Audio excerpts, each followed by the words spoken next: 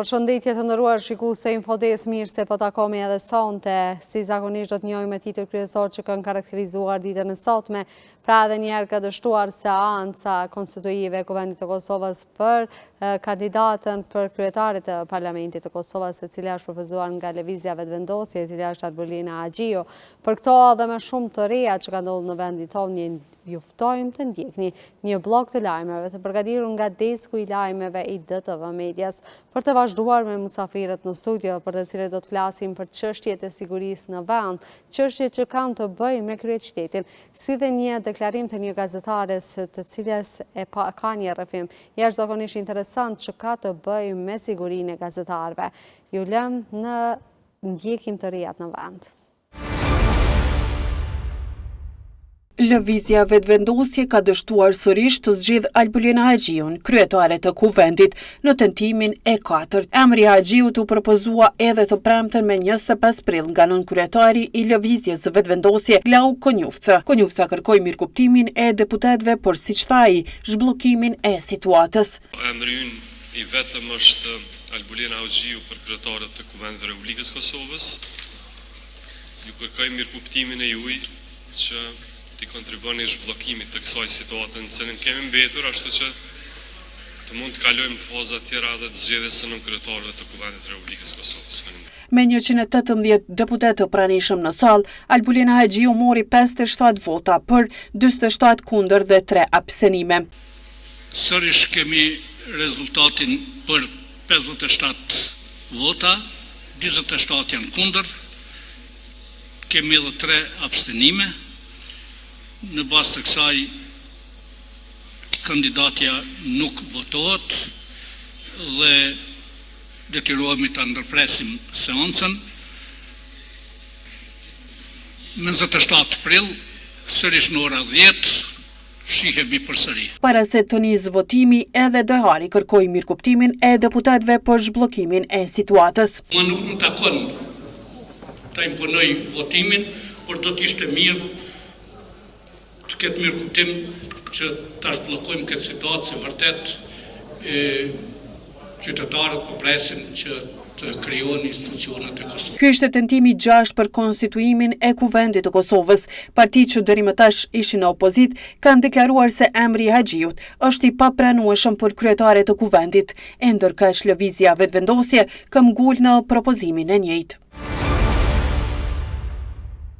Kandidatja e propozuara nga lëvizja vetëvendosje për kryetaret të Kuvendit, Arbolina Haxhiu, thotë se nëse refuzohet konstituimi i Kuvendit të Kosovës, vendi duhet të shkojë në zgjedhje. Haxhiu, pas dështimit të saj të radhës për të marrë votat e mjaftueshme për kryekuvendare, tha se propozimi për këtë pozitë i takon partisë fituese, në këtë rast lëvizjes vetëvendosje. Ai theksoi se nëse partitë opozitare refuzojnë propozimin e lëvizjes vetëvendosje, ai ushtroi pyetje për opozitën. Atëherë ku do t'i marrin 61 votat për të votuar nën kryetar? Se tashmë e ka dhënë qartë qëndrimin e saj, duket që ka mungesë të vullnetit që të konstituohet Kuvendi i Republikës së Kosovës, por ne jemi shumë të gatshëm që t'i presim partitë politike që të flasin me to për datën e zgjedhjeve. Në qoftë se ata refuzojnë që ta konstituojnë Kuvendin e Republikës së Kosovës, atëherë është e qartë që vendi duhet të shkojë në zgjedhje. Lloja Kushtetuta e Republikës së Kosovës parashet që duhet të jenë 61 vota për kryetarin e Kuvendit, por njësoj vlen edhe për nënkryetaret e Kuvendit. Sipas kësaj logjike, i bie që në qoftë se ata refuzojnë që të votojnë propozimin e lëvizjes vetëvendosje, atëherë ku do t'i marrin ata 61 vota për ta votuar nënkryetarin? E pyetur sa është e gatshme të rritet nga propozimi për kryetarit të Kuvendit, Haxhiu tha se vetëvendosja ka qëndrimin e qartë dhe se e rëndësishme është të zhbllokohet Kuvendi i Kosovës. Nuk është që këtu a do të largoheni as do të largoheni. Vetëvendosja ka qëndrimin e qartë. Prandaj është e rëndësishme që të zhbllokohet Kuvendi. Besoj që qytetarët e Republikës së Kosovës e kanë tepër të rëndësishme që të konstituohet Kuvendi dhe të votohet qeveria e re. Vazhdimi i seancës, tha Dehari, do të mbahet të dielën më 27 prill në orën 10. Ky ishte tentimi i 6 për konstituimin e Kuvendit të Kosovës. Shpresoj që ta votojnë për parlamentarin, është me rëndësi. Ne kemi rënë disa opsione, po s'kam ende informace, atë të ketë në ndryshim. këtë thonë se nëse do të jetë një kandidat unifikues e japin votën. Sa shpërpozim, na kemi shqetësoni ne ajo ka qenë ankëtare, edhe e kem pa në udhëzet shansa ka qenë korrekt, kam bërë qendrën shumë pa të respektueshëm. Po ne do të ishte problem me votuar atë. Po edhe Shqipja Shelini, pak sikur edhe edhe Rauti edhe Lahia edhe plot kanë miqësi me Rexhen, Kalina ashtu në diskutim gati rastisht. Ne kemi propozuar ka dy emra si ndihmës. Amnidari e ka vesh një rol me ushtru udhëheqjen e kuvendit edhe seancës si deputeti ma plak. Dhe na respektojmë për moshën edhe për kontributin që e ka për këtë vend, po veç procedura do të më dheq, kur gjo s'ka ndodhë. Tash me thonë drejtën, unë nuk lak pa dignitet shmejmë i lakuemna dhe njerëzve, edhe a ke pa kena arme një situatë kur thot unë nuk mëjmë më zhjë se më ka propozu të kusht tjetër, që lakimi emra është që bënë dëmë kandidat. Tanim leni themi që në qofë se gjatë këtyre 2 ditëve nuk ka pas marrëveshje politike dhe kjo seancë do t'jetë e kotë. Partia e parë, partia që ka më shumë të numrin e deputetëve në këtë parlament, e ka për detyrim demokratik të gjej kompromis me partitë që kanë ofruar gatishmëri për kompromis. Në qoftë se nuk ka marrëveshje politike për zgjedhjen e kryeparlamentarit, do të jetë një seancë si çdo seancë tjetër. Tani qëndrimet e Lidhjes Demokratike të Kosovës tashmë keni të qarta, ne si LDK ndajmë pikpamje krejt ndryshe prej partisë së parë, edhe sa i përket politikave publike në vend, edhe sa i përket qasjes, edhe sa i përket vizionit për të ardhmen e Kosovës. Por ne jemi një parti me 20 deputet. Kam parë e kam dëgjuar dhe parti tjera parlamentare që kanë gatishmëri të takohen e të gjejnë kompromis me partinë e parë, le ta bëjnë një gjë të tillë. Nga perspektiva jon është tërësisht e pakuptim, besa dhe çuditshme, se si një parti që ka 48 deputet nuk arrin të bëjë një shumicë me 61 deputet. Dhe përkundër kësaj është edhe më çuditshme se si një ditë bëjnë postime se partitë shqiptare janë bashkë me listën serbe, të nesërmën akuzojnë se është tërësuar mendja e pas nesër kërkojnë kompromis. Pra nuk din cilën botë kjo gjuhë funksionon. Por LDK shumë është e qartë, por nuk e shoh se si arrit marrëveshja politike me një gjuhë të tillë, edhe me një qasje të tillë. Pra shantazhi nuk do të duhet të ishte gjë diskutimit tani, por kjo është rruga dhe mënyra se si ka zgjedh partia e parë të bëj politikën këto momente. Lejoni edhe një herë të them që jemi të qartë sa i përket qëndrimeve tona, por më tepër bindjet tona janë se partia në pushtet partia e parë duhet të ofrojë një kandidat që përfaqëson denjësisht kuvendin e Kosovës, një kandidat që lexon skriptat partijake në një seancë që ka të shkruar le të themi edhe skenarin. Paramendoni si do duke një kuvend kur asnjë gjë bazike nuk është siç është sot. Pra duhet të jetë një kandidat konsensual që besoj se partit tjera kanë shprehur gatishmërinë ta mbështetjen. Sipas LDK-s. Jo, ne nuk kemi kandidat konsensual sepse jemi në tavolinë diskutuese. Pra ne jemi shumë qartë, ne jemi në opozitë, synojmë të jemi në opozitë, pra kjo është qëndrimi ynë politik, por ka parti tjera që kanë gatishmëri. Le të gjejnë një gjuhë sepse politika është për kompromis, demokracia është kompromis. Kjo është urrëtie. Po s'mund ta kuptoj se si në një anë ofendohen, shohen, bëm bashkë me listën serbe, e në anën tjetër kërkohet kompromis. Këtë gjuhë nuk e di ku funksionon kjo gjuhë. A keni marrë ftesë së re edhe nëse merrni për takim me kryeministrin Kurti, kryeministrin në detyrë tashmë, a do të shkoni në takim pasi e dim që keni refuzuar një ftesë? Deputeti Kurti. Jo, edhe deputeti. Kur shkon në qeveri ai? Me qenë se shkon në qeveri do të ketë padi penale për këtë gjë. A keni bërë sepse Ekmeti Bajrami e ka? Do ta bëjmë sepse një njeri që jep betimin për deputet është deputet. Edhe nuk mund të jetë edhe deputet edhe ushtrues e tyre e një pozicioni tjetër është ndaluar me kushtetutë, ka që thjesht është këtë çështje. Tani, ne edhe një herë po themi, qëndrimet tona janë bukur të qarta dhe janë të pandryshueshme. Por LDK është njëra prej 15-16 partive që ka Parlamenti i Kosovës. Le të gjejnë gjuhë për bashkët të tjerat dhe ky pozicioni unë është i qartë, është në kontribim demokratik të demokracisë Kosovës. Jo patjetër duhet të bëjmë bashkë 120 veta për një çështje. Mjafton 61. Unë po të kisha 48 deputet, sot të ta kisha edhe kryetarin e kuvendit, edhe qeverinë. Por se ta bëja duke i shartë tjerë, e duke kërcënuar tjerë, e duke i shantazhuar tjerë. Politika është art i diskutimit, është bindje, është parim, është një zorë e fundit ditës. Ju faleminderit shumë. Faleminderit.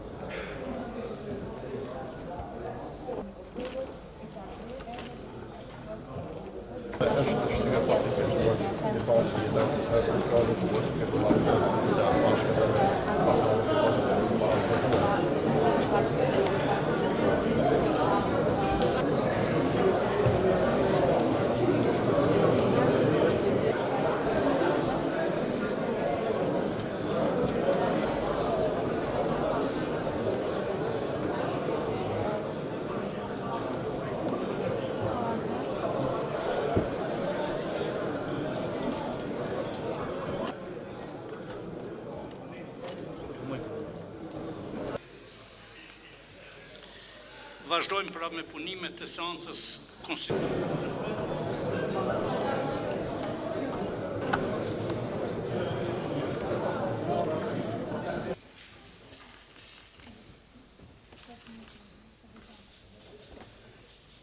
Kundër.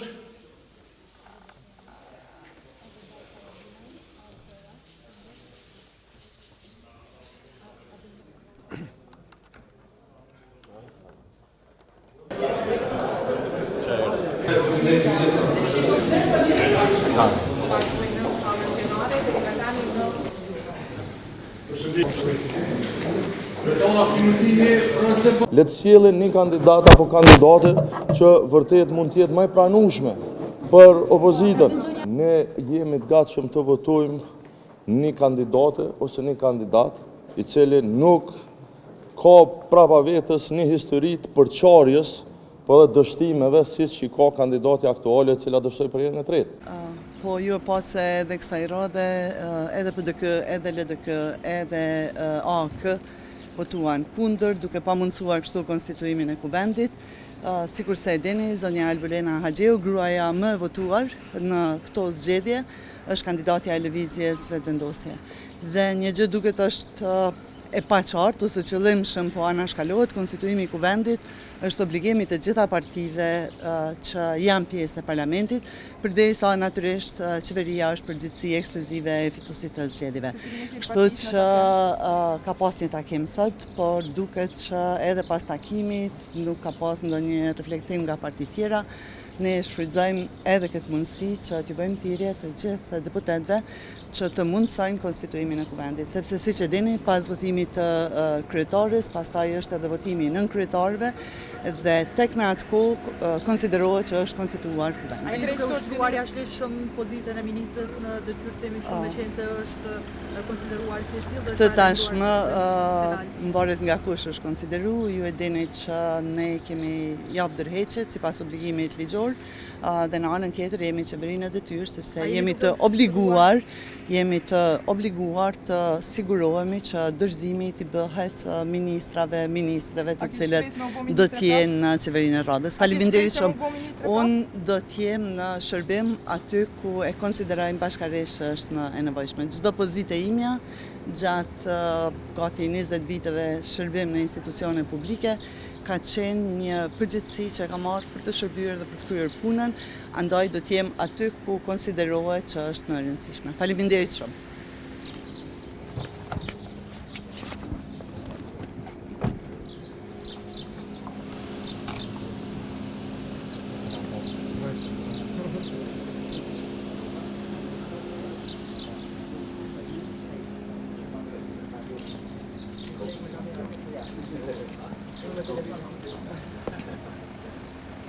Që nga 15 prilli, kuvendi mbetet i bllokuar, herë me raportin për verifikimin e mandateve, dhe tani me kundërshtimin e emrit tim për të qenë kryetare e kuvendit.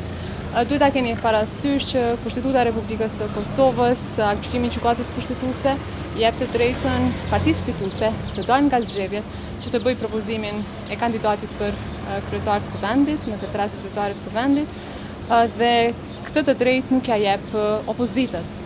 Prandaj është e rëndësishme që të kuptojnë forcat politike në kuvendin e Republikës së Kosovës, të mishrohet vullneti i popullit, sepse qytetarët e Republikës së Kosovës e kanë mbështetur fuqishëm lëvizjen vetëvendosje në zgjedhjet e nëntëshkurtit. Ne kemi shumë vullnet që të ecim përpara, por nuk mund të na detyrojnë ose imponojnë emrat e kandidatëve.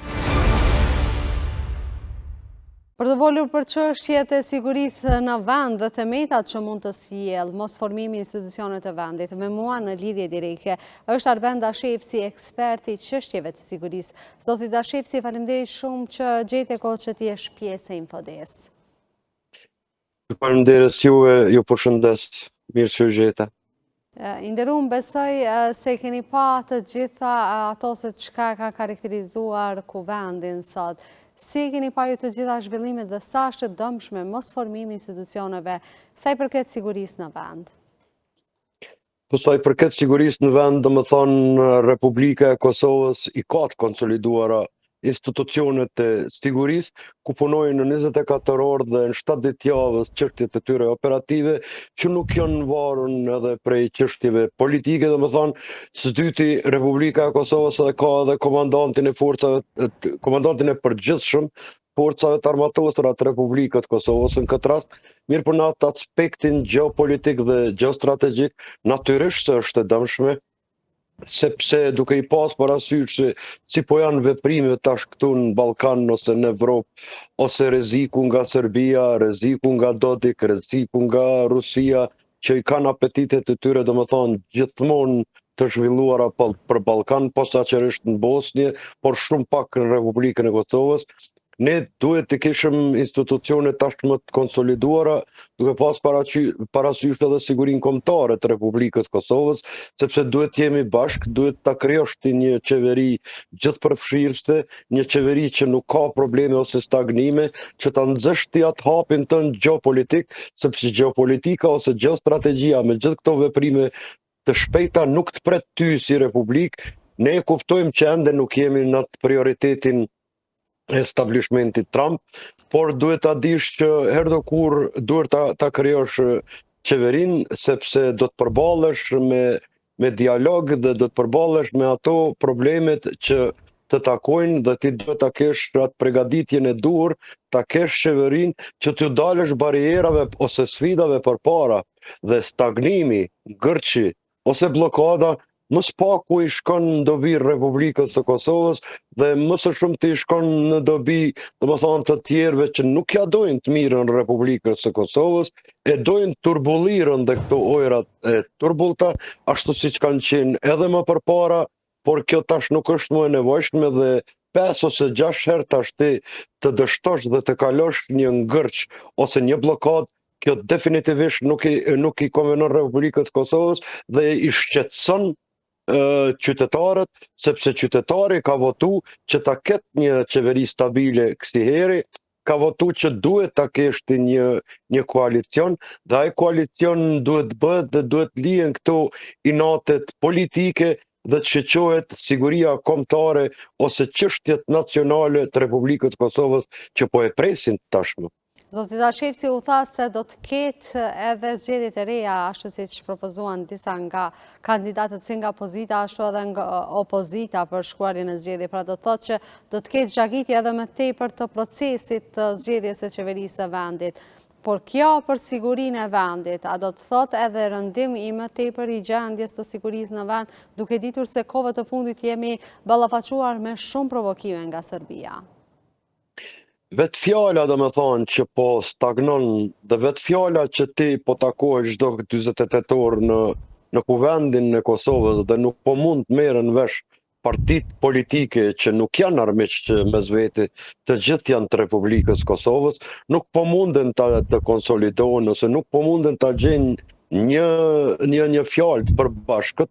Normalisht është shumë normale që e rëndon atë situatën politike i jashtme, domethënë, por edhe sigurinë nacionale të Republikës Kosovës, apetitet e Dodikut më po i shohim, apetitet e Vučićit tashmë janë një ora për Republikën e Kosovës. Ky vend është sulmuar 2 herë, domethënë me sulm terrorist, nuk ka çka të shtohet këtu në aspektin e sigurisë sepse nuk don më shumë debat. Normalisht që nuk ish dashur të shkohet prapë në zgjedhje, normalisht që më të shumë ti do t'i konvenonte që ta kemi një qeveri sa më shpejt, sepse zgjedhjet vetëm se prolongojnë kohën dhe i ke ato barierat, stagnimet dhe kush të pret ty tash në gjeopolitikë ose në gjeostrategji që ta krijosh dikur qeverinë mas 2 ose 3 muaje.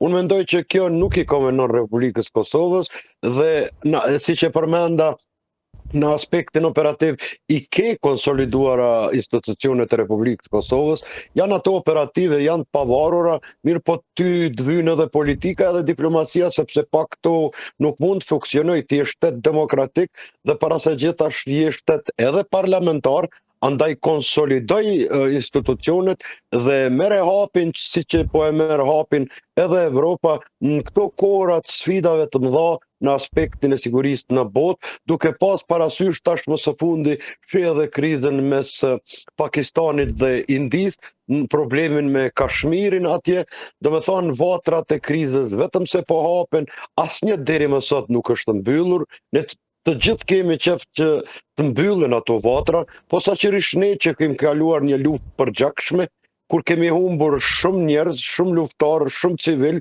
shumë martir, por edhe në kohë të paqes kemi humbur, do me thonë, edhe polic, që është e papranueshme, ti duhet konsolidohesh, duhet bëhesh bashk për hir të sigurisë nacionale dhe qytetarëve të Republikës Kosovës, sepse qytetarët e kërkojnë një unitet. Sigurisht, do t'i ta shefsi u pa kryeministri i vendit teksa po shkonte në kuvendin e Kosovës pati një numër të madh të forcave të sigurisë. Po ashtu u pan edhe disa me antiplum të cilët i qëndronin afër.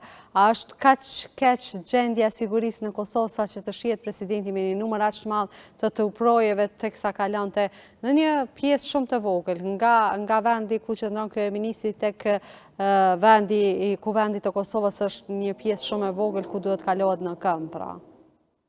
Jo, unë nuk mendoj ashtu që është rrezik, është pjesë e punës operative të policisë të Republikës Kosovës. Ata ndonjëherë marrin ato veprimet e tyre operative që janë tërësisht normale, sepse është punë e tyre 24 orë 7 ditë javës që ta bëjnë atë analizën e tyre se si të veprojnë, sa t'jenë dhe si t'jenë, por nuk e shoh, jo, në atë aspekt nuk e shoh asesi si rëndim të sigurisë, ose si ndonjë tentim për diçka të keqe, në atë aspekt, do me thonë, nuk pajtohem sepse e gjithë është në rregull, por është edhe punë operacionale e policisë që në raste të caktuara, në vende të caktuara, në kohë dhe hapësirë të caktuar, veprojnë ashtu si veprojnë, ashtu edhe duhet veprojnë sepse është vetëm punë policore dhe ata më së miri dinë çështjet operative që nuk e cënon në asnjë mënyrë sigurinë e brendshme të Republikës Kosovës, sepse nuk ka kusht na cënoj. Zotëri Dashefsi, me qenë se përmendëm policinë e Kosovës, ne kemi parë se janë bërë disa arrestime në Kaçanik në lidhje me vrasjen e ish rështerit atje. Si e keni pa ju të gjitha zhvillimet që ka ndodhur këto ditë në Kaçanik dhe arrestimet dhe motivet që kanë shtyr deri tek vrasja e rështerit? Po padyshim se kur të vrahet një polic i Republikës Kosovës, ashtu siç kemi heronj edhe më përpara rështerin Bunjaku dhe pastaj në vitin 2011 kemi pasur edhe policin që na është vrarë. Pra të gjithë janë heroj dhe kur të vrahet ty një rështer policor, nuk duhet të harrojmë asesi se në aspektin e sigurisë është atakuar institucioni. Dhe kur atakohet institucioni, atakohet Republika e Kosovës. Është totalisht e papranueshme që të çohet dorë në policinë e Kosovës, në këtë rast rështerin e policisë Kosovës. Ne nuk duhet tash ngutemi me qasje dhe të plasim duke pas parasysh se çfarë senzitiviteti ose çfarë kompleksiteti ka ky rast, me ato çka i kem parë, domethënë televizionet tona pranë burimet hapura, nuk është përmendur askund, domethënë që mund ndodh ose është ndonjë akt terrorist, kanë prirje, domethënë është cekur se kanë prirje për qasje, domethënë ekstremiste. Do me thonë, kjo shkakton normal shqetësim të qytetarët, mirë po shqetësimin e shuajnë organet tona të sigurisë, organet tona ndjekjes dhe organet tona drejtësisë, dhe ne duhet t'i besojmë dhe jemi të prirur 100% t'i besojmë vetëm atyre se si dalin ata me analizën e tyre ose me hetimet e tyre, kurse ne qytetarët të Republikës Kosovës definitivisht se duhet jemi të prirur që t'ju besojmë, duke pas parasysh edhe rastet e fundit tash dje ose sot, kur bëjnë edhe bastisje tjera, arrestojnë edhe njerëz të tjerë. Do me thonë, e gjithë qasja është preliminare, është në procedurë, hetimet janë vazhdim, mund të arrestohen edhe të tjerë, por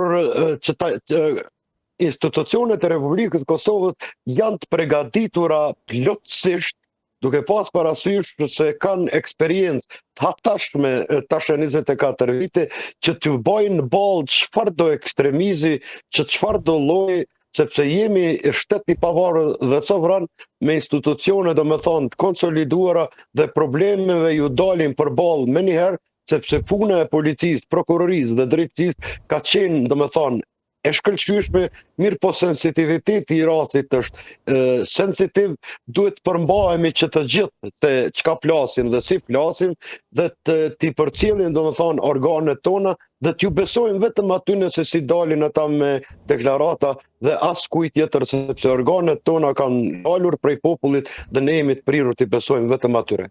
Zoti Rashevsi, megjithatë hetimet tashmë kanë marrë thojse një epilog të saktuar, ku po dihet pak a shumë se arsyet pse kanë çu deri tek vrasja e rështerit. Kemi pa shumë të ri të involvuar në këtë rast, disa prej tyre edhe djemt, njëri prej tyre në fakt djali i një ish polici.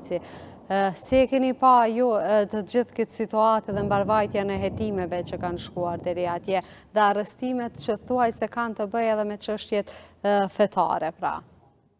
Po do me thanën tash këto ekstremizmet ose qastjet ekstreme të rinjve në Republikën e Kosovës, që definitivisht se janë vetëm gjëra të izoluara, faji është të gjithë, do me thanë, se nisur sparit e familja, sepse familja është institucioni kryesor në Republikën e Kosovës.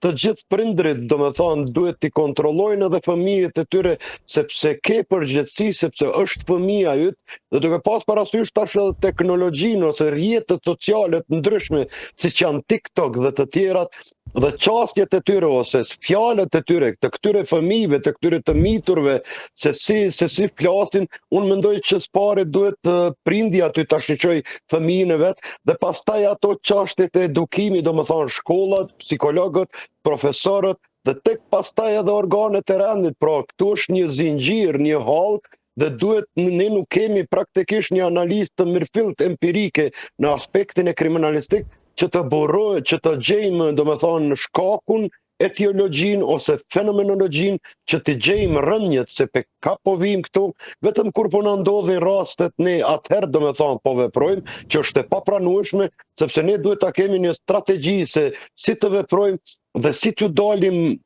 balë këtyne problemeve, t'i risocializojmë, do me thanë, këta trind, që t'i flasim edhe në shkolla, edhe në për institucione fetare, edhe në familje, ose krejt. Por që ta cenojmë më Republikën e Kosovës në këtë aspekt, praktikisht në shot pamundshme, sepse organet tona e kanë treguar shumë vetën suksesshëm të kaluarën, po e tregojnë, do me thanë, edhe tash, dhe si pas mendimit tim do të tregojnë edhe në të ardhmen që mos lejohet kjo në Republikën e Kosovës, asesi në asë një rast, asë në kohë dhe në asë në hapësirë. Zoti Rashevsi, dhe për fund u tha se edhe arma ishte njëri prej zyrtarëve të policisë e Kosovës, pra që u gjujt rështeri Lika. Si është kjo puna e përdorimit të armëve dhe mbajtja e armëve edhe në shtëpi? A është rrezik për qytetarët, për shembull, me qenë se djali i tij ka pasur çastjet e lehta dhe ka marrë dhe ka dalë me të? Për atë arsye, unë thash, familja, do me thonë, është institucioni kryesor i Republikës Kosovës dhe institucioni gjithka në botë në shtetet bashkohore. Sa i përket armës ose armëve, është ligji në fuqi i armbajtjes, por edhe armbartjes. Tash ne nuk e dim a kanë qenë ajo armë që ju po e thueni me leje ose pa leje, mirë po kanë qenë edhe organet tona të sigurisë ose të policisë që janë deklaruar për këtë rast se janë ende në ekzaminim, janë ende, do me thonë, në hetim, ende është në procedurë dhe ne duhet presim ato, do me thonë, në përfundim që është që quhet përfundimtare të organeve të sigurisë dhe tek pastaj, do me thonë, të përgjigjemi ose ta japim një analizë mirëfillt, një analizë të sinqert dhe një analizë të saktë. Zoti Rashevsi, vetëm për fund do kisha dashur të pyes edhe për një çështje. Ne kemi pasë së fundi ka ndodhur disa vrasje në vendin tonë. Çka mendoni se çka e ka shtyr që këto vrasje të jenë në këtë numër goxha të madh për shkak të popullsisë dhe vendit të vogël që jemi neve këtu? Motivet e vrasjeve në Republikën e Kosovës janë ndryshme, ku, do me thonë, ndodh një rast të i vrasjeve kurse pas një javë se po ndodhin atë shpesh, sa ai rasti më i rënd po harrohet për 4-5 ditë, sepse po ndodh një rast ose vrasje edhe më e rënd se ajo paraprakja, definitivisht duhet të rishikohet edhe ligji për armbajtjen pa leje, sepse këtu ka konfuzion. Armbajtje do të thotë që ti ta mbash armën në shtëpi dhe jo ta mbash në brez dhe të shëtitesh me to, sepse për armbajtje dhe armbartje, që është totalisht tjetër gjë, është Policia e Republikës Kosovës dhe organet sigurisë që quhet mjeti dhunës legale. Ata janë për armbajtje. Kurse të paramendoni se sa armbajtje, sa armë ilegale janë në Republikën e Kosovës, përmi se 300.000 armë janë duar qytetarëve të Republikës Kosovës, do me thonë, e kanë këtu për armën ilegale që e mbajnë, çka i nevojitet qytetarit të Republikës Kosovës, arma ilegale kur ti ke policinë e Kosovës, ke ushtrinë e Kosovës dhe i ke institucionet tjera të sigurisë, andaj kjo është e papranueshme dhe duhet të hartohet një strategji e mirëfillt.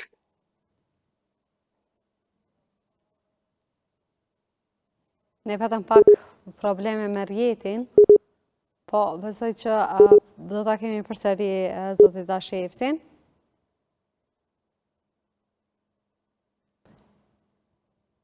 Sot tema e vrasjeve në vendin tonë aktualisht është kthyer në një temë të përditshme, fatkeqësisht duke ditur se ka pasur goxha shumë vrasje kohë të fundit. Zoti Dashefsi, apo na dëgjon përsëri? Po ju ndëgjoj mirë. Mbetëm tek tema e armbajtjeve pa leje, ju thatë se ka një numër të konsiderueshme të këtyre armëve të cilat janë në vendin tonë. Pra, a mendoni se duhet keti një aksion policor që të azhësohen këto armë në mënyrë që siguria në vend të jetë më e madhe? Po padyshim se duhet shpallët edhe një herë, do me thonë ajo amnistia për dorëzimin e armëve, që të stimulohen edhe qytetarët e Republikës Kosovës, pse jo kush e dorëzon armë që ta ketë edhe një shpërblim të vogël në lavatriqe ose pjesë të shtëpisë, vetëm që të arrihet të rezultati, sepse kur keti ashtu shumë vrasje ke edhe shqetësim dhe shkakton shqetësim, do me thonë, të qytetarët e Republikës Kosovës dhe për të hekur shqetësimet të qytetarët e Republikës Kosovës është të nevojshme një amnistim, janë të nevojshme metodat pozitive që shpallen nga organet e sigurisë, vetëm se këto armë ilegale të largohen nga qytetarët e Republikës Kosovës, sepse arma ilegale nuk ka çka kërkon të qytetarët kur ti ke institucionet e konsoliduara në Republikë dhe funksionojnë shumë mirë. E vërtet, zoti Dashefsi, unë falenderoj shumë për kohën që ndave për Infoden dhe të në dhatë të gjitha këto informacionet mjaft të rëndësishme për të gjithë qytetarët e vendit. Ju faleminderit juve, nder dhe privilegj, ju uroj punë të mbarë. Faleminderit shumë. Ne do kthehemi në studio për të diskutuar me temën që kanë të bëjë me kryeqytetin. Atje dje ka dështuar zbatimi i planit të zhvillimor të Prishtinës, ku kërkuar një numër i votave, por që dështoi seanca. Atje, për të folur më shumë për këtë çështje, do të kemi Driton Tallfari, i cili do të na njoftojë më shumë për gjithësurinë e kësaj seance. U kthehem në studio për të diskutuar një temë jashtëzakonisht e rëndësishme, siç është plani zhvillimor që ka të bëjë specifikisht me Prishtinën. Për të folur për këtë çështje është Driton Tallfari, i cili do të na njoftojë më shumë në lidhje me të gjitha të rijat që kanë të bëjë posaçërisht dje me komunën e Prishtinës, ku nuk kaloi plani zhvillimor.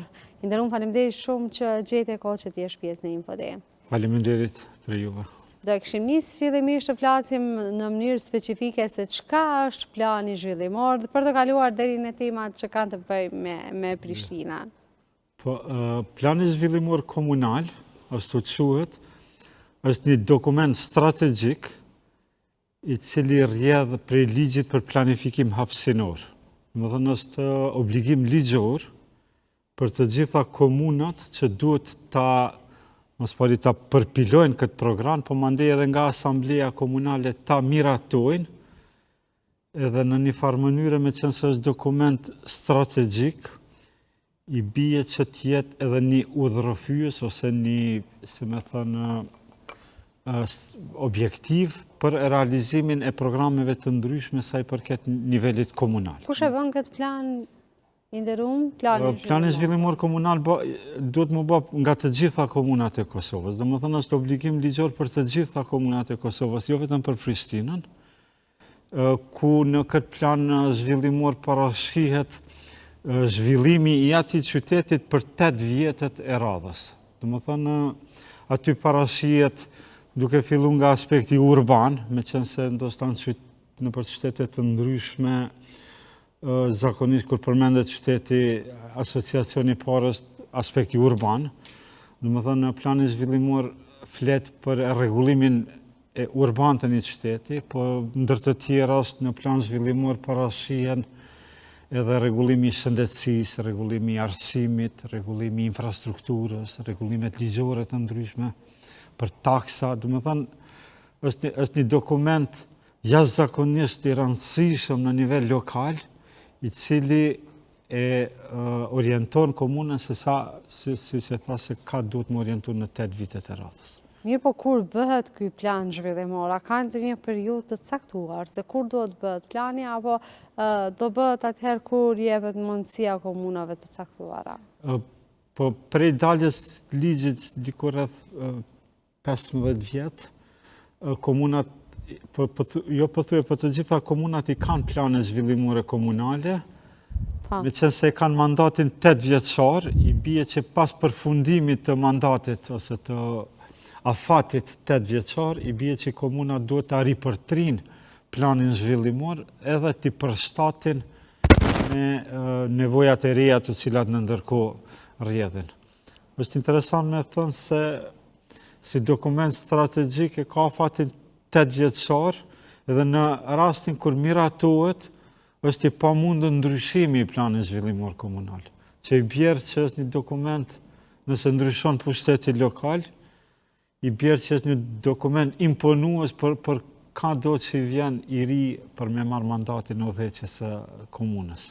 Pra, kjo i bie që komuna Prishtinës tashmë po e formulon këtë plan zhvillimor në fund të mandatit, pra kur pritet që në vjesht do kemi zgjedhjet e ardhshme. A ishte kjo pikërisht arsyeja pse ju e patët këtë reagim apo pati ngecje tek plani zhvillimor? Po, për me qenë sinqert, ka disa vjet, është rreth 2 ose 3 vjet që drafti i planit zhvillimor komunal është i gatshëm, mirë po ka probleme ose ndërskamca që themi ne në mes të pozitës edhe opozitës nëse duhet me kalu ky plan ose jo. Me qenë se kemi të bëjmë me një plan, si që thamë, shumë të rëndësishëm, faktikisht dokumenti ma i rëndësishëm në nivel lokal, atëherë me patjetër ishte dashur me pas konsenzus në mes të gjitha partive politike, se këtu nuk po flasim për një program partijak, po flasim për një program zhvillimor komunal, ku të gjitha partitë duhet të marrin pjesë në përpilimin e këtij programit, për ma tepër në përpilimin e këtij programi me patjetër duhet të marrin pjesë edhe vetë qytetarët e asaj komune, në këtë rast qytetarët e Prishtinës.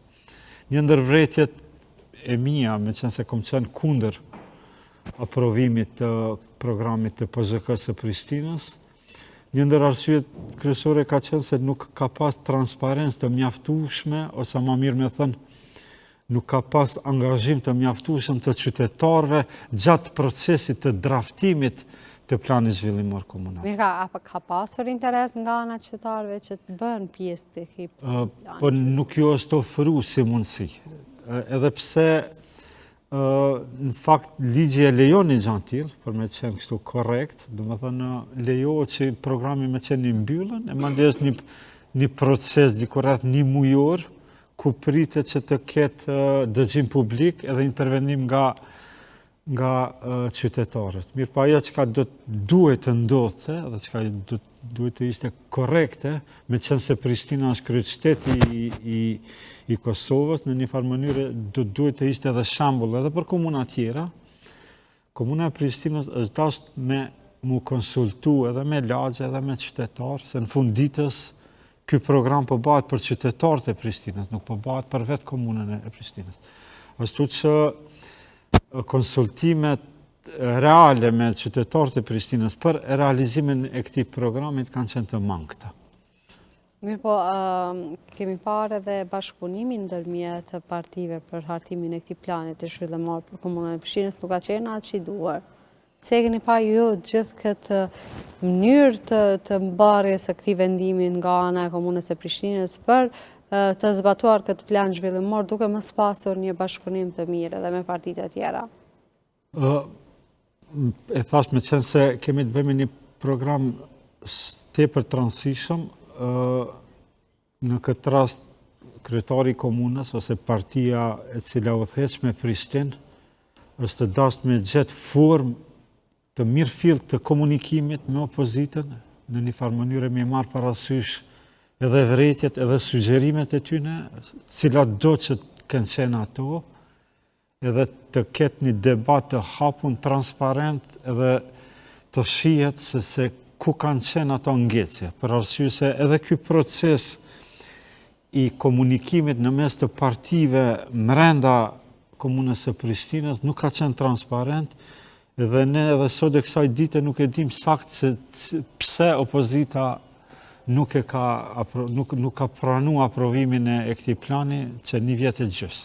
Domethënë dje ka qenë mbledhja e asamblesë komunale, e jashtëzakonshme, unë nuk e di pse e jashtëzakonshme kur ka pas një afat kaq të madh, domethënë nuk ka asgjë jashtëzakonshme këtu, pse kjo nguti e pushtetit lokal. Sidoqoftë, dje ka pas mu miratu hapja e procedurave për dëgjim publik, e cilat zgjasin për 30 ditë, mirë për nuk pat quorum. Domethënë për 26 asamblejistë që është dashur me qenë në sallë, prezent kanë qenë 21 ose 22, ashtu që kjo ka qenë arsye pse dështoi dje miratimi i këtij vendimit. A u bë mirë që dështoj apo jo? Po, u bë mirë që dështoj. Do kisha dashur mendimin tënd nga ana profesionale, pra si njësi këtyre çështjeve. Për disa u bë mirë për disa arsye, njënën e përmenda, domethënë si arsye kryesore ndoshta është mungesa e transparencës, meqense se si proces i përpilimit të këtij programit nuk janë marrë parasysh interesat e qytetarëve të cilët jetojnë ose në spaku nuk janë konsultuar në nivelin e duhur qytetarët për përpilimin e këtij programi. Kjo është arsyeja numër 1. Një arsye tjetër e përmendet edhe ju, është fakti se dikun në vjesht priten më mbaj zgjedhjet e radhës, edhe konsiderohet jo korrekte që një pushtet ta miraton planin zhvillimor komunal 8 vjeçar në përfundim të mandatit. Mirë, pa edhe ky pushtet e ka trashëguar nga një mandat tjetër, pra. Faktikisht 2 ose 3 vjetët e fundit kemi punu me një program, është e vërtet kjo, me një program të stërvjetruar, domethënë edhe ati programit kalum i kanë kalu 8 vjetë, meqense në ligj thuhet 8+. Domethënë lejohet që programi me zgat mbi 8 vjetë, por nuk mund të ndrohet nën 8 vjetë. Që i bjerë që për arsyet ndryshme është bërë zhagitja, shtyrja, ato që i përmendëm, domethënë për shkak të ndërskamcave në mes të partive politike, nuk është gjetë konsenzus, ta shtrohet pyetje nëse nuk është gjetë gjuhë e përbashkët mes brenda 2 ose 3 vjetë, pse po kërkohet me aq ngulm që në fund mandatit të kërkohet kjo. Ndoshta kanë mbetur disa çështje të pazgjedhura në komunën e Prishtinës dhe për këtë arsye kërkohet hartim sa më i shpejt i këtij plani zhvillimor.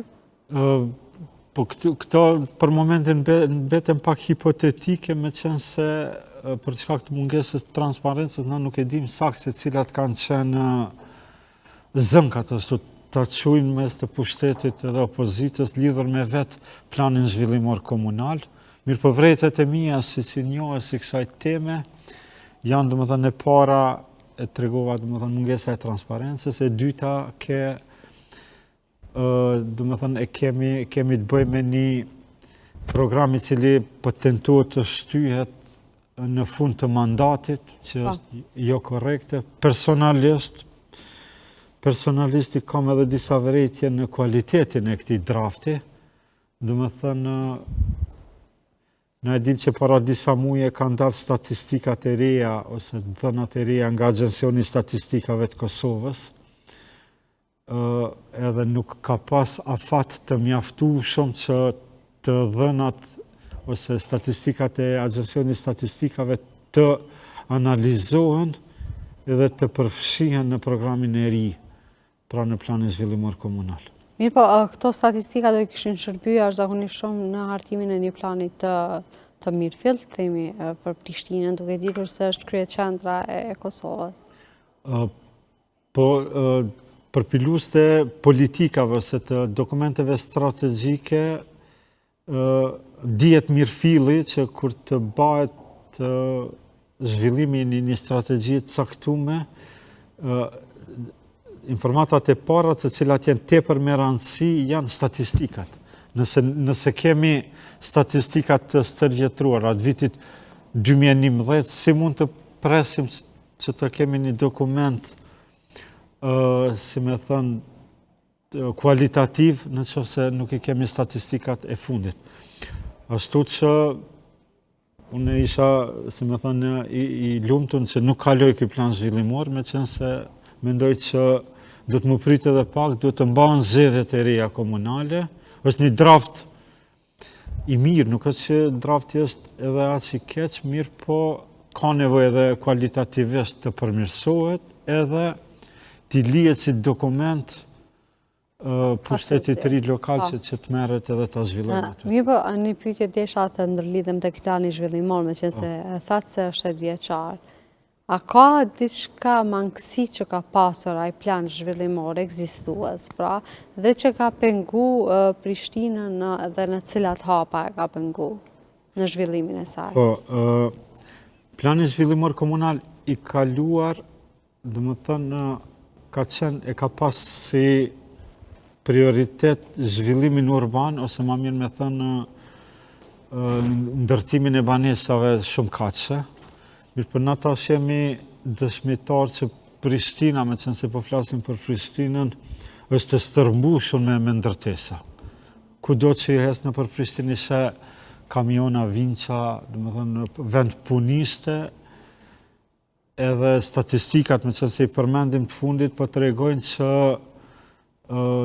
nuk ka nevojë ka nevojë edhe pak, po jo aq shumë për ndërtim në Prishtinë, me qenë se vetë tash për momentin i kemi dikur 30% të ndërtesave të cilat janë të pashfrytzuara.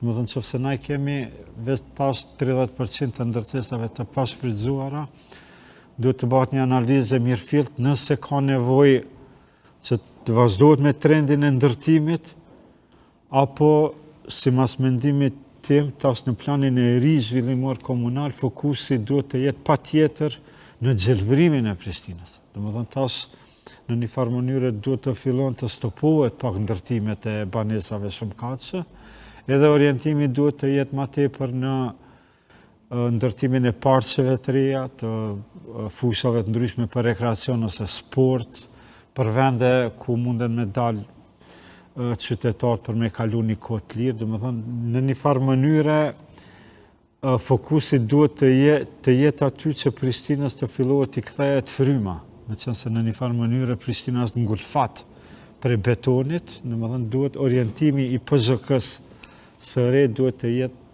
në drejtim të gjelbrimit. Po jemi tek gjelbrimin, e kemi pasur që shumica e banesave kur e prezantojnë planin e tyre kanë edhe një pjesë, një kënd të gjelbrimit, mirë po jo shpesh herë shohim atë kënd. Mund të jetë vetëm një fotografi për ta blerë banesën, edhe një farë mënyrë, një farë tërheqje e njerëzve që duan ta blejnë një banesë në një vend të caktuar, ndërkohë që nuk ka askënd të lodrave, askënd të gjelbrimit. A duhet ketë kjo si kush do që ndërton një banesë të ketë këto rekreacione për qytetarët? Po, sipas ligjit për ndërtim, në një parcel të caktume, lejohet që 40%, 40% të zënë, domethënë shputa e objektit, ndërsa 60% duhet të jetë gjelbrim, vend parkim, ose domethënë vend për bashkë... Atë vend parkingin e shohim çdo herë, po këtë pjesën... Po kemi parking. Dorën në zemër, kohëve të fundit, kjo gjendje është përmirësuar dukshëm, domethënë në banesat të cilat sidomos janë ndërtuar në 5 ose 10 vjetet e fundit, kjo norm aplikohet. Domethënë kemi 60% domethënë i dedikohet gjelbrimit edhe parkingit. Kjo për dy arsye. Arsyeja e parë është se kontrolli edhe nga nivelli komunal është më i madh, domethënë kontrollohet nëse po plotëson këto kriteret. Edhe e dyta, për shkak të konkurrencës, për arsye se në Prishtinë kemi një numër të madh të ndërtesave, të secili investitor e ka parasysh që për me mund me shit banesat duhet që të jetë më kreativ edhe duhet që të lejon që të ketë edhe gjelbrim edhe parkim. Mirë po, kur po flas për gjelbrim, absolutisht që merret parasysh edhe kjo zonë të cilën po përmendi ju me të drejtë. Mirë po, unë e kam fjalën edhe për zona tjera të cilat janë pronë e komunës, duhet të krijon parqe të mëdha, jo vetëm afër banesave ose në zonën 60% për të cilën po flasim, po duhet të jetë edhe në vendet ndryshme, domethënë duhet të krijohen. Unë e mora shembull edhe Lakrishtë, ndoshta pse banoj aty. Për shembull, gjithë lagja e Lakristës nuk e ka asnjë zonë, asnjë park nuk e ka, ose nuk e ka asnjë fushë ku fëmijët ose trit ose kushdo munden më marrë me sport edhe me kalu një kohë të rekreacionit. Domethënë një lagje tonë nuk e kemi asnjë zonë gjelbërt. Vërtet ajo pjesë është e gjitha me beton. Tash prej Lakristës do të me kalu rrugën me shkon Dardani edhe me uzurpu zonat e Dardanis për me kalu kohën e lirë. Po edhe Dardania s'është qëndron edhe aq mirë. Edhe Dardania ka disa parqe është pak më mirë se Lakrishta. Mirë po jo që mundet më mburr me këta. Ju keni punuar me një periudhë në kabinetin e zotëri Livona Liot, pra jeni mirë me çështjet e banimit social. Si qëndron puna tek banimi social? A kemi hapësira të ndryshme për shfrytëzimin e banimit social, apo kemi mangësi ende në këtë pjesë? Okej, më lejoni në fillim edhe këta ta shpjegoj si koncept, ndoshta për qytetar për me ditë çka është banimi social.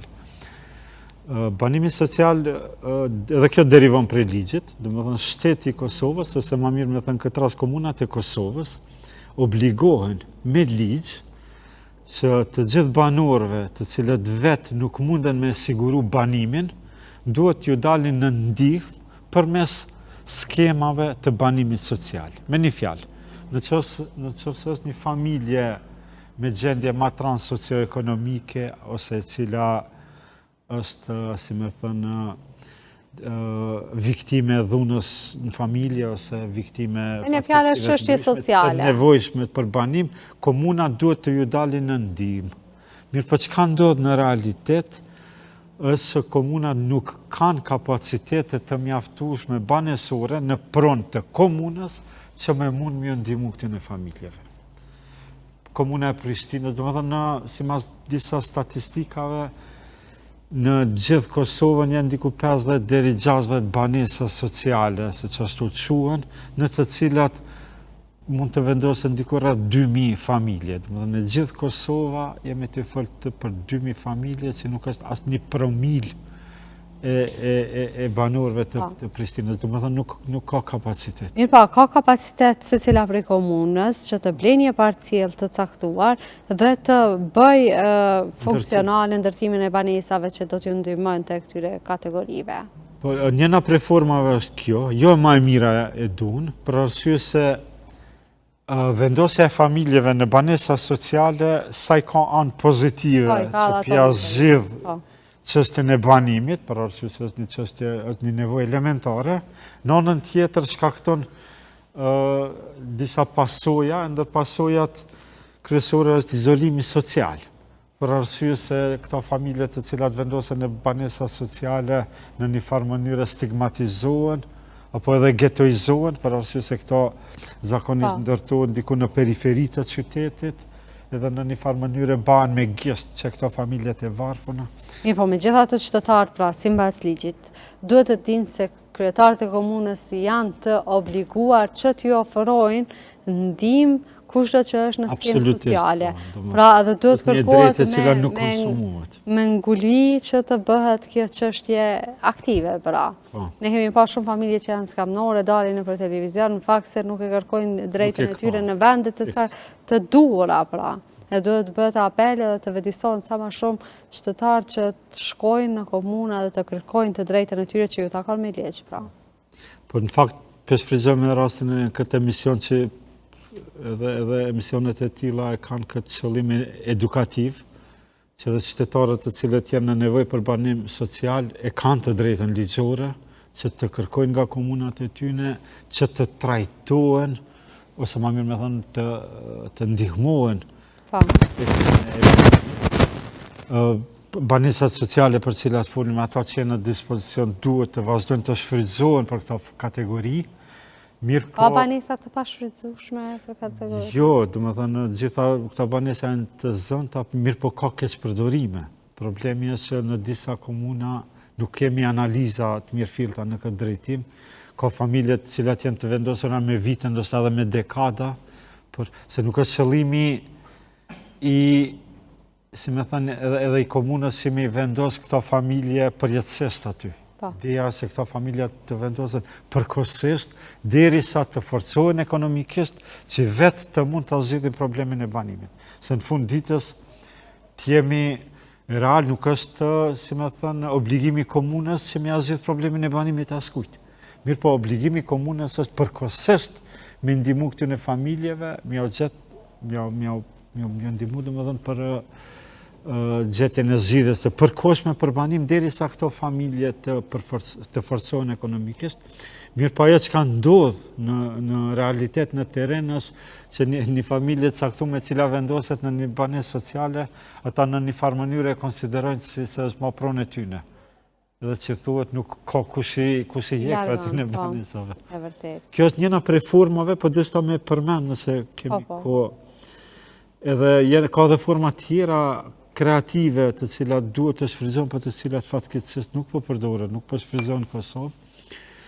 Ajo është komunat duhet të fillojnë të jenë, si me thonë, hisedar të banesave të cilat po banë në Kosovë. Për shembull, nëse bat një blok i banesave në një lagje caktuar me Prishtinës, çka kanë mund me bë komuna e Prishtinës është që në vend të taksave për ato banesa të merr banesa për veti. Për shembull, nëse një bile kish mund edhe me çmim ma të lirë me marr.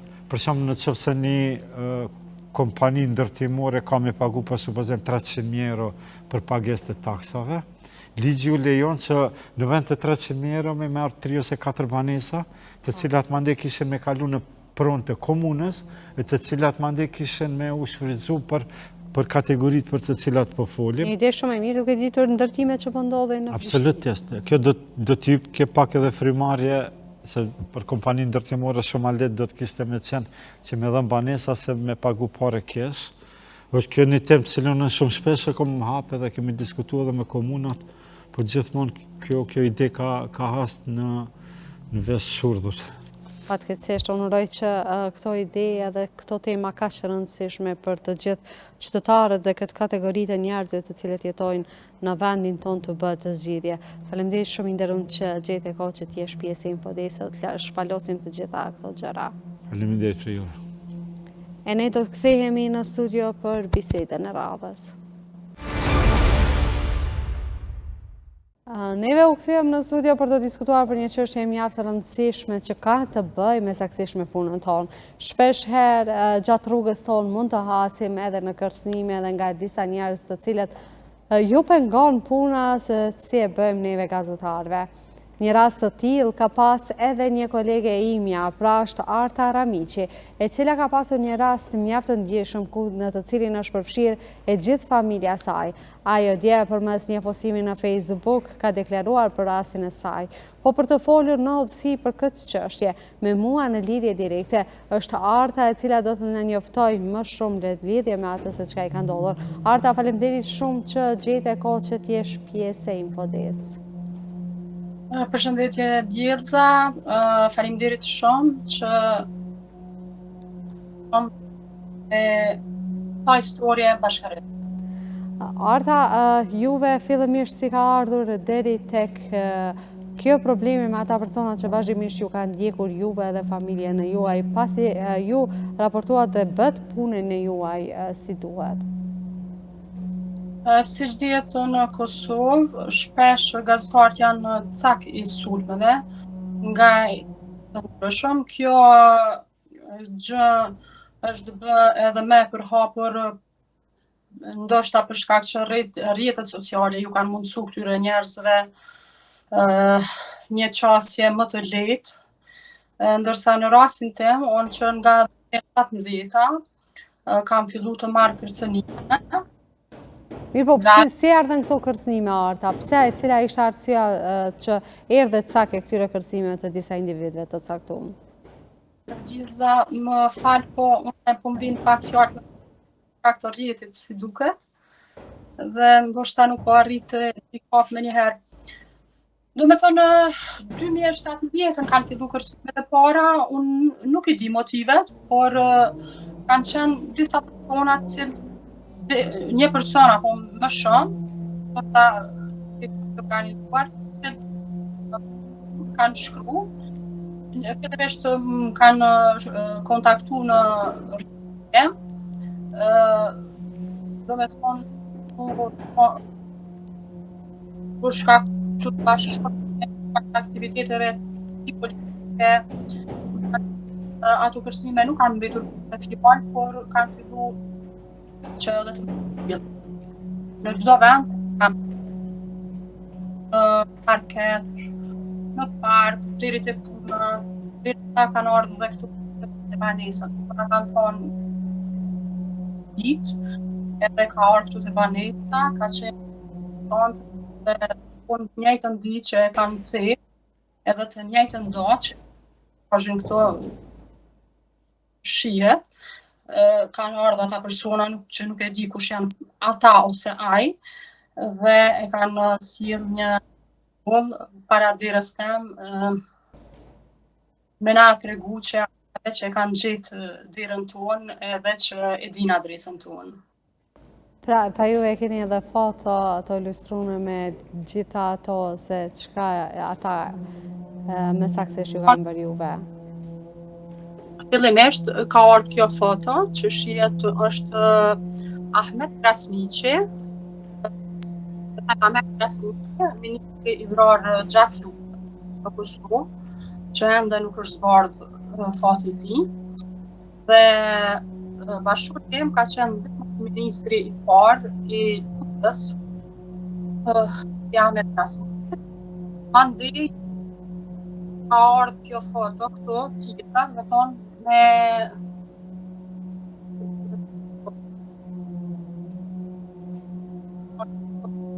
Arta, ndonjëherë po ju ndëgjoj me ndërprerje për shkak të rrjetit. Po. Me thonë ka ardhur foto tjetër prej atyre që më kanë kërcënuar, sepse i kam foto.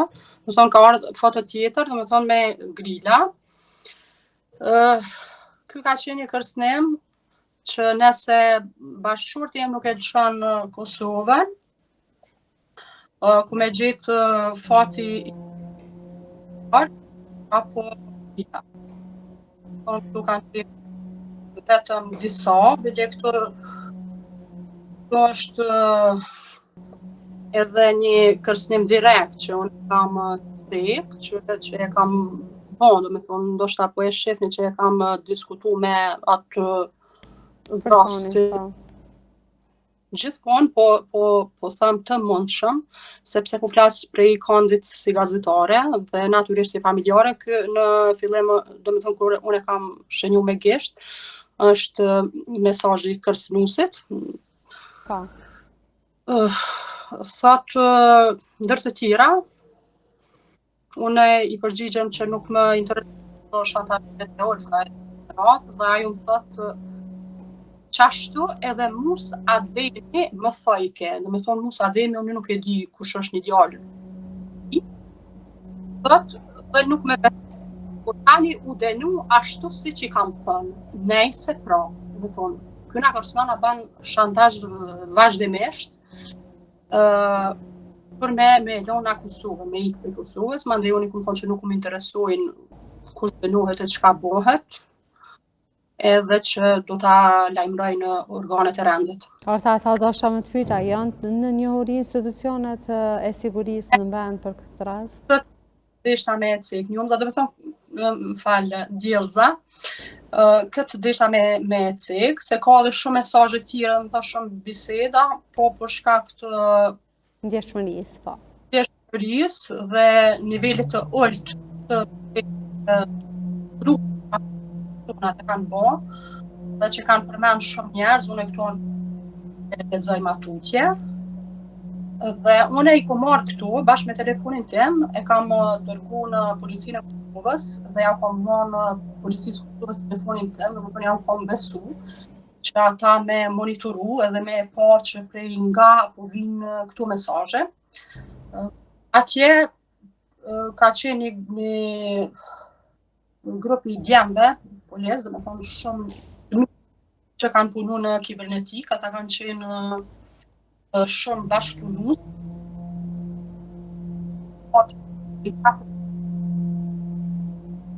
Por nuk kur u zbulu prej kujt po vinë, vendosën me hesht, por nuk besoj që kanë vendosur ata djem, po dikush pak më lart.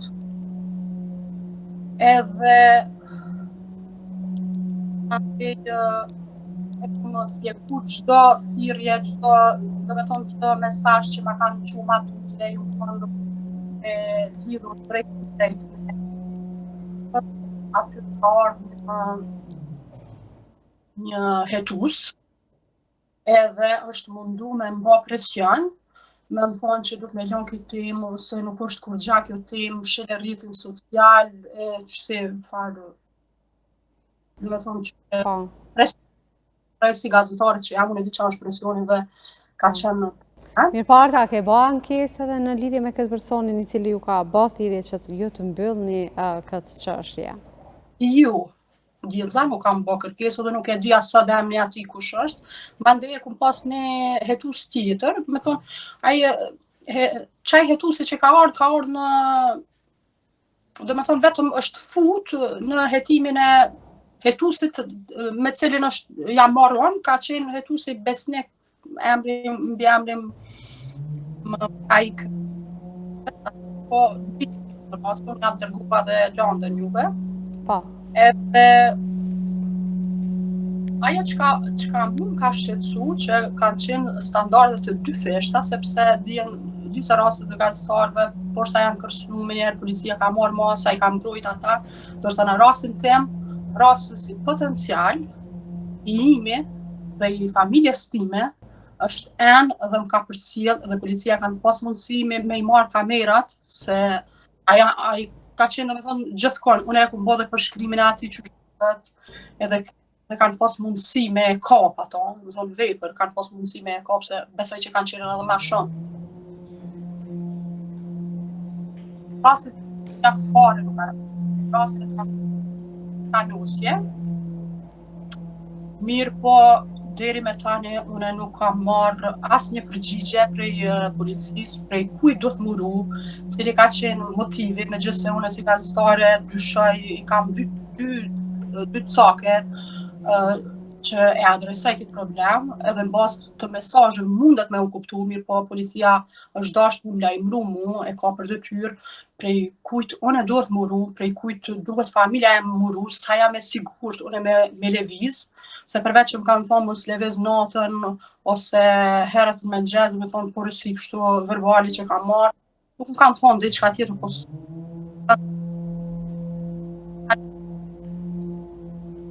Orta ndonjëherë nuk po ju dëgjojmë për shkak të rrjetit. Po besoj që do të rregullohet me kohën. Mbetëm duke na treguar për kohën se kur juve do të lëvizni, pra të mos lëvizni herët në mëngjes edhe natën. Po, do me thonë përveç këtyve bisedave verbale që mi kanë thonë, nuk më kanë treguar asgjë, prej kujt unë rrezikohem, prej kujt kërcënohem, sa janë të rrezikshëm këta njerëz, ai përkasin ndonjë organizate kriminale, organizate terroriste, grupacione, do me thonë, na nuk e kemi ditë, ose ndonjë individi të shtyrë politikisht, ose kush do të qoftaj me na tregu, do me thonë, prej kujt unë dhe familja ime duhet të ruhemi. Ku përveç teje, pra, janë kërcënuar edhe anëtarë të tjerë të familjes, pra, Arta, apo jo? Po, do me thonë, është kërcënu edhe, kjo ka që, fillimi e këtij sulmit ka qenë pikërisht, do me thonë, familja ime, burri im, edhe unë zakonisht jam përcjell kur jam dalë me vajzën e madhe, për cilën unë kam shumë breng, sepse ajo u thënë çdo ditë për në shkollën e saj, dhe unë kam shumë breng që ta persona mujnë me e rreziku jetën e sajna. Me thonë, policia nuk ka marrë as edhe një lëvizje sa më të vogël që me e siguru familjen tonë. Unë ma herët nuk kam dashur me bë këtë temë mediale, për shkak të privatësisë së vajzës time, edhe për shkak të ngjarjeve politike, domethënë që është përmend edhe koloneli Ahmet Krasni, që ku dihet që rasti i ende është i pazbuluar dhe mandej janë bërë shumë lëvizje. Nuk kam dashur me cek këto, po më ka qenë me rëndësi si gazetare qysh policia nuk e kanë hetu këtë rast. Sepse ai njeri ka vdekur në rrethonat e panjohura gjatë luftës, dhe bashkëshorti im është ndihmësi i tij ka qenë i forcave të armatosura të Kosovës, dhe qysh nuk e kanë pas frikën policia që çata vrasës mund me qenë edhe vrasës potencial të bashkëshortit tim. Me thonë, është tepër shqetësuese që institucionet e Kosovës bëjnë selektim të jetave të njerëzve. Unë besoj Arta se duhet të besojmë në drejtësinë në vendin tonë dhe këto raste, si edhe rastet e tjera të gjykohen dhe të gjendet fajtori për këto çështje.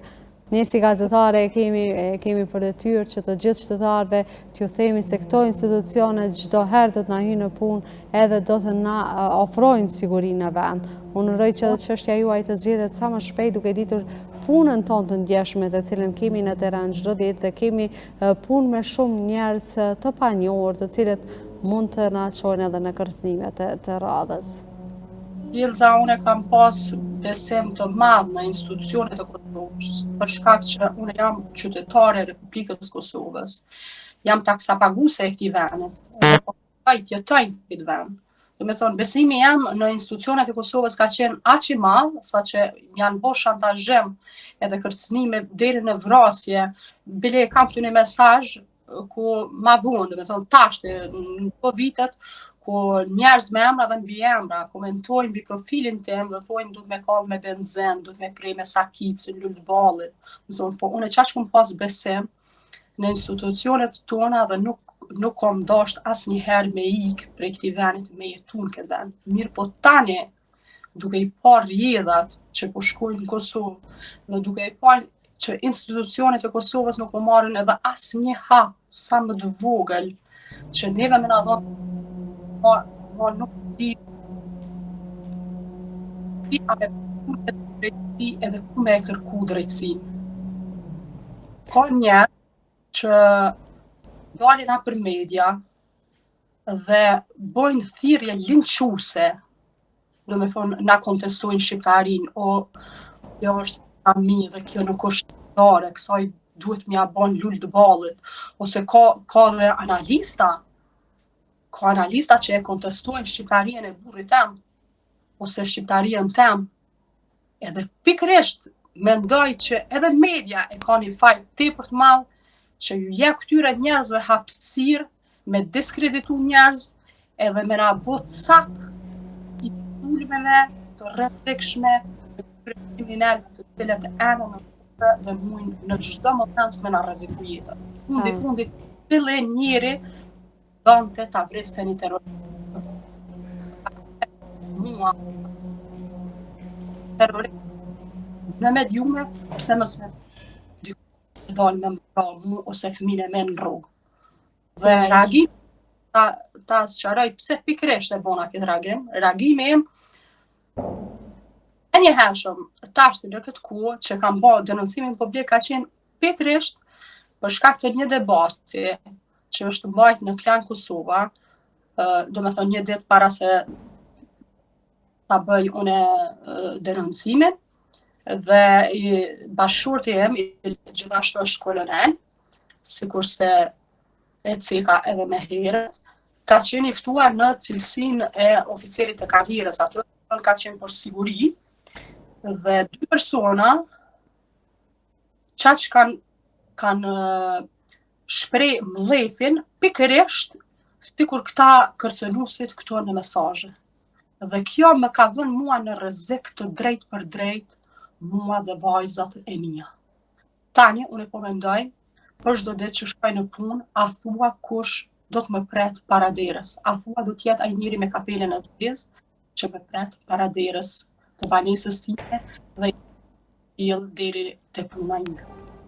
Arta, unë të falenderoj shumë që e ndave gjithë këtë historinë tënde me neve dhe urojmë që të zbardhet sa më shpejt e rasti juaj dhe ata të cilët ju kërcënojnë çdo ditë juve dhe të gjithë gazetarëve në vend që të vijen prapa grillave dhe të mos kemi raste të tjera të përsëritura. Unë të njoh ty si një vajzë shumë zonja e cila ka thyer shumë tabu në vendin tonë dhe edhe kjo çështje nuk do të jetë pengesë në karrierën tënde edhe në rrugtimin tënd si gazetare. Faleminderit shumë, Djelza. Faleminderit shumë. Unë falenderoj shumë që ishe pjesë e Infodes. Shpresoj që herën tjetër do të jesh bashkë me mua në studio për të diskutuar tema mjaft të rëndësishme për vendin edhe për tema që kanë të bëjnë me punën tënde si gazetare. Faleminderit, Djelza. Faleminderit shumë. Është kënaqësi kur ke kolegë sikurse jo që të përkrojnë dhe të japin kurajo për të vazhduar tutje. Unë të uroj shumë shëndet edhe gjitha të mira dhe shumë suksese mbi të gjitha. E të ndëruar të shikues të Infodes, neve kaq kishim për sonte deri në emisionin e radhës. Mirëmbëjtje.